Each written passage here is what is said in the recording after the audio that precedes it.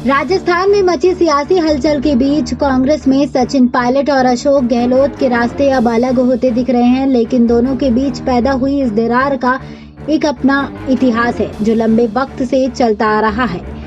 अशोक गहलोत के दूसरे कार्यकाल में जब कांग्रेस बुरी तरह से हार गई थी, तब केंद्रीय मंत्री के रूप में केंद्र सरकार में शामिल सचिन पायलट को राजस्थान की कमान दी गई थी। उसके बाद लोकसभा चुनाव में सचिन पायलट को करारी शिकस्त मिली और 25 की 25 सीटें हार गए। खुद सचिन पायलट भी चुनाव हार गए, मगर कांग्रेस आलाकमान ने उन पर भरोसा जताते हुए 5 साल तक उनको कांग्रेस का प्रदेश अध्यक्ष बनाए रखा। इस बीच कांग्रेस महासचिव के रूप में अशोक गहलोत कांग्रेस पार्टी में काम करते रहे। उत्तर प्रदेश, पंजाब, हिमाचल प्रदेश और गुजरात में चुनाव प्रभारी रहे, जहां पर उत्तर प्रदेश को छोड़कर बाकी जगह सफलता मिली। इस सफलता के बाद अशोक गहलोत राजस्थान की राजनीति में एक बार फिर से स्थापित हो गए, जिसके बाद सचिन पायलट और अशोक गहलोत में अदावत शुरू हो गई। कांग्रेस के पूर्व राष्ट्रीय अध्यक्ष राहुल गांधी दोनों को एक साथ गाड़ी में लेकर घूमते थे। हर रैली में दोनों का एक साथ हाथ उठाया जाता था और यहाँ तक की हालत यह हो गई थी कि रैली के लिए जयपुर के खासा कोठी होटल में बस लगती थी और बस में अशोक गहलोत, सचिन पायलट को एक सीट पर बैठाकर कांग्रेस की रैली में ले जाया जाता था। उसके बाद टिकट बंटवारे को लेकर सचिन पायलट और अशोक गहलोत में ठन गई। राहुल गांधी ने सचिन पायलट को फ्री हैंड दिया। तब राजनीति में चतुर अशोक गहलोत ने अपने लोगों को निर्दलीय खड़ा कर दिया और 11 निर्दलीय के अलावा अपने एक करीबी स्वास्थ्य राज्य मंत्री सुभाष गर्ग को राष्ट्रीय लोकदल से समझौते के नाम पर टिकट दिलवा दिया। कांग्रेस जब बहुमत से एक सीट कम रह गई तो अशोक गहलोत ने 13 निर्दलीय और राष्ट्रीय लोकदल के विधायक के साथ कांग्रेस आलाकमान को अपनी ताकत दिखाई और इस बीच सचिन पायलट के कई करीबी चुनाव हार गए। बस यही से कहानी पूरी तरह पलट गई। कहते हैं राहुल गांधी आखिरी दम तक कोशिश करते रहे कि सचिन पायलट को मुख्यमंत्री बनाए।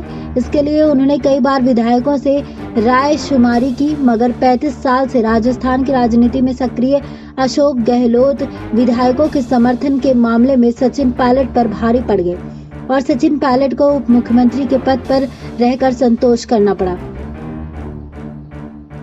वहीं दोनों के बीच सियासी अदावत का किस्सा पुराना है। इन दोनों के बीच खाई की बुनियाद तो उसी दिन पड़ गई थी जब शपथ ग्रहण समारोह में सचिन पायलट ने कहा कि मैं उप मुख्यमंत्री के रूप में शपथ लूंगा और अशोक गहलोत के साथ लूंगा। फिर जब मंत्रियों को शपथ दिलाई जाने लगी तो राजभवन में सचिन पायलट ने कहा कि मेरी भी कुर्सी राज्यपाल के बगल में लगेगी, जहां पर मंत्री शपथ ले रहे हैं। उस समय कहा जाता है कि अशोक गहलोत ने विरोध किया कि उप मुख्यमंत्री का पद कोई संवैधानिक पद नहीं होता है, वह एक कैबिनेट मंत्री की हैसियत का होता है, इसलिए राज्यपाल और मुख्यमंत्री की कुर्सी के बगल में उप मुख्यमंत्री का कुर्सी नहीं लग सकती। मगर सचिन पायलट ने अपनी कुर्सी लगवाई। सरकार बनने के कुछ वक्त बाद ही सचिन पायलट को दिखने लगा कि उनके साथ सिर्फ एक कैबिनेट मंत्री के रूप में बर्ताव किया जा रहा है। राजस्थान विधानसभा में मुख्य द्वार से केवल राज्यपाल, विधानसभा अध्यक्ष और मुख्यमंत्री आते हैं। उप मुख्यमंत्री सचिन पायलट उसी रास्ते से पहली बार जब विधानसभा शुरू हुई तो आए।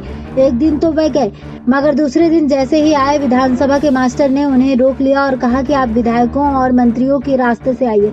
सचिन पायलट जिद पर अड़ गए तो अशोक गहलोत ने उन्हें आगंतुकों के रास्ते से आने का प्रावधान कर दिया, यानी बीच का रास्ता निकाला गया कि ना तो मुख्यमंत्री के रास्ते से आएंगे और ना ही हम मंत्रियों के रास्ते से आएंगे, वह दूसरे रास्ते से ही आएंगे। इसके बाद धीरे धीरे सरकार के फैसलों में सचिन पायलट की हिस्सेदारी कम होती चली गई।